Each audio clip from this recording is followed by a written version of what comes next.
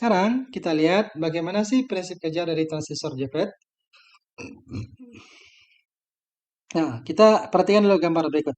Ini kita ambil saja yang apa namanya JFET yang kanal N ya, JFET yang kanal N. Oke, nah pada JFET ini seperti itu ya, ke atas drain, ke bawah source, ke apa yang ke pinnya adalah gate. Nah, tegangan gate ini, pada gate ini diberi sumber tegangan gitu ya. Diberi sumber tegangan terbalik ya, atau kita sebut dengan reverse bias. Atau disebut dengan reverse bias ini maksudnya kutub negatif dari sumber tegangannya dihubungkan ke gate ya. Kutub negatifnya yang terhubung ke pin atau terminal gate. Kemudian tegangan satu lagi, ini tegangan positifnya dihubungkan atau dihubungkan ke terminal atau pin drain pada JFET, gitu ya. Sementara bagian negatifnya nanti terhubung ke source ya. Nah, kita akan lihat bagaimana karakteristik dari JFET kalau diberi bias seperti ini ya, bias seperti ini. Nah, eh, kalau kita beri bias seperti ini, gitu ya, bias terbalik, gitu ya, nanti berarti ketika kita beri bias negatif ke bahan tipe P, maka nanti daerah depresinya akan menjadi membesar, gitu ya. Ini daerah depresi awal ya, daerah depresi awal. Ini juga daerah depresi awal. Dengan kita memberikan tegangan terbalik ya, bias reverse, nah maka daerah pengosongannya akan menjadi semakin besar. Daerah pengosongannya akan semakin besar. Oke, jadi elektron yang tadi kita katakan pada kanal tipe N arusnya mengalir dari drain ke source. Itu arusnya ya. Tapi kalau elektronnya kebalik, elektronnya mengalir dari source menuju ke drain lewat lapisan depresi ini, lapisan kanal ini ya, kanal ini. Nah, nah ini sebenarnya ada kanal itu ya, ada semacam terowongan atau semacam saluran seperti ini, ada saluran gitu ya. Ada saluran. Jadi kalau kanal ini terbuka, maka nanti arusnya bisa mengalir, gitu ya. Nah, lalu banyaknya elektronnya mengalir dari source ke menuju ke drain ini tergantung pada ketebalan lapisan depresi, lapisan pengosongan ini ya. Nah, lapisan depresi ini bisa menyempit, maksudnya ini semakin tebal gitu ya, semakin tebal, atau bisa juga menyempit itu artinya semakin kecil ya, atau bisa juga melebar atau saling melebar ya, sehingga nanti hampir menutup gitu ya. Nah, menipis atau menyempit dan melebarnya lapisan depresi ini sangat bergantung pada tegangan gate terhadap source, atau nanti kita sebut dengan VGS ya, bergantung pada tegangan VGS. Nah, jika tegangan VGS semakin negatif terhadap source, maka lapisan depresinya akan semakin menebal. Maksudnya apa nih? Maksudnya seperti ini. Kalau kita memberikan tegangan negatif ke gate, maka gate-nya akan lebih negatif ya, dibandingkan dengan source. Atau sama saja dengan memberi tegangan bias negatif. Nah, jadi kalau kita memberikan tegangan bias negatif ke transistor JFET ini, maka lapisan depresinya akan semakin tebal. Semakin besar tegangan bias reverse atau bias negatifnya kita berikan ke gate, maka daerah lapisan ini, lapisan pengosongnya akan semakin tebal.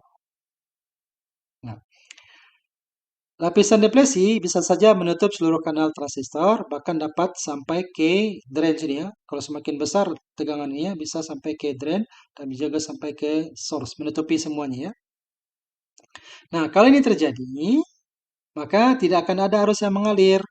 Kalaupun ada, itu arusnya sangat kecil sekali. Kenapa? Karena arus ketika mau melewati kanal ini, dia seperti terhalang oleh lapisan depresi ya. Dia tertutup oleh lapisan depresi. Jadi tidak bisa elektron mengalir. Kalaupun bisa itu sangat kecil sekali ya. Eh, sangat kecil sekali arus yang bisa mengalir melalui daerah depresi ini. Jadi bisa kita katakan bahwa jika tegangan gate semakin negatif terhadap source, Maksudnya itu ya, sama saja dengan ketika kita memberikan tegangan negatif ke gate, maka semakin kecil juga arus yang bisa melewati saluran dari drain ke source ya. Saluran dari drain ke source. Ya, kenapa semakin kecil? Karena elektron yang mau lewat itu seperti terhambat ya, seperti tertutup, terhalang oleh lapisan deplesi. Nah, sekarang bagaimana kalau sekiranya itu tadi semakin negatif ya. Jadi kalau kita berikan apa namanya tegangan negatif ke gate, maka lapisan depresinya akan semakin menebal. Sekarang bagaimana kalau misalnya gate-nya kita naikkan gitu ya. Kita naikkan atau kita buat gate-nya tegangan di gate sama dengan tegangan di source. Nah, seperti ini. Jadi caranya adalah dengan menghubung singkatkan supaya tegangan di gate sama dengan tegangan di source, maka gate dan source ini kita hubung singkatkan ya. Kita hubung singkat. Nah, apa yang terjadi? Arus yang terjadi pada keadaan ini adalah arus maksimum yang dapat mengalir berapapun tegangan drain terhadap source. Maksudnya begini, kalau kita berikan tegangan gate ini sama dengan tegangan source, maka lapisan depresi tadi yang menebal akan mengecil gitu ya, akan menipis gitu ya. Sehingga nanti akan mungkin masih ada celah ya, walaupun sangat sempit, dari elektron yang bisa mengalir dari source ke drain. Jadi kalau ada elektron mengalir dari source ke drain, maka nanti akan ada arus dari drain ke source ya. Nah, tapi lapisan ini tidak akan bisa membesar lagi atau tidak akan bisa mengecil lagi. Lapisan ini sudah maksimum gitu ya. Lapisan debless ini sudah maksimum, tidak bisa lebih lebar lagi. Walaupun misalnya kita beri tegangan drainnya terhadap source-nya lebih besar. Itu tidak akan mempengaruhi daerah depresi ini, daerah pengosongan ini ya. Nah, jadi karena tegangan bias negatif, maka arus pada gate tadi akan sangat kecil. Arus di gate ya, arus IG akan sangat kecil sekali. Nah, arus IG yang sangat kecil sekali ini menyatakan bahwa pada input terminal gate ini impedansinya sangat tinggi gitu ya. Kalau arusnya sangat kecil berarti kan resistansinya kan sangat tinggi ya. Sangat tinggi atau sangat besar. Nah, impedansi input transistor FET umumnya bisa mencapai satuan bahkan ratusan mega ohm. Jadi kalau hambatan di gate-nya sangat besar, maka arus yang mengalirnya juga akan sangat sangat kecil. Nah, jadi misalkan ini ada sebuah transistor ya, transistor JFET. Dari datasheet-nya diketahui bahwa transistor JFET itu memiliki arus gate sebesar 2 nano ampere. 2 nano berarti 2 kali 10 pangkat min 9 ya. Pada saat tegangan reverse gate-nya sebesar 4 volt. Tegangan reverse-nya, tegangan VGS-nya adalah 4 volt.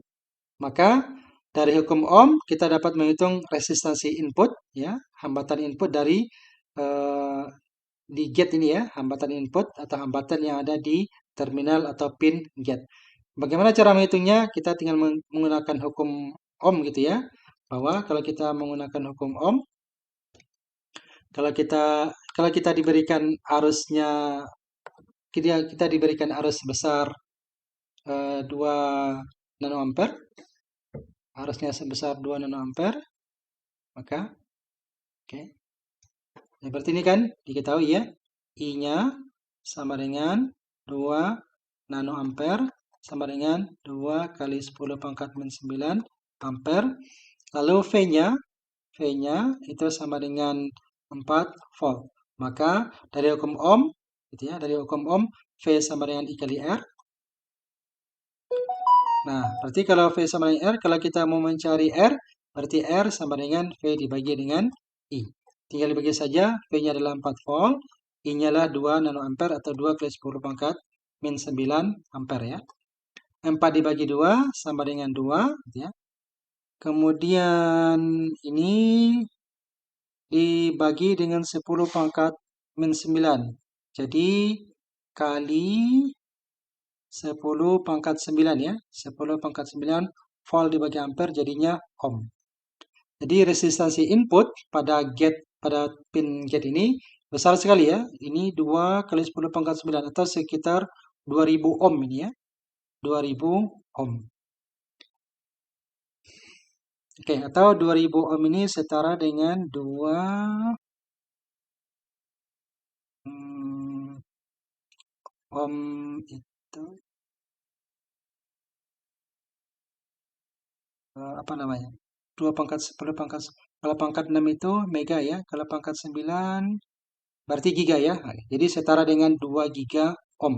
Besar sekali ya. Besar sekali hambatan input pada pin gate atau terminal